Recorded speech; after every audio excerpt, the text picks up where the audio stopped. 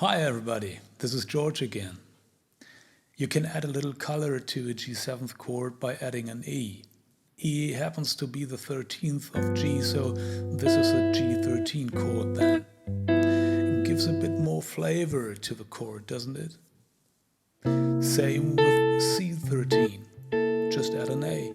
Or add a B to a D7 chord.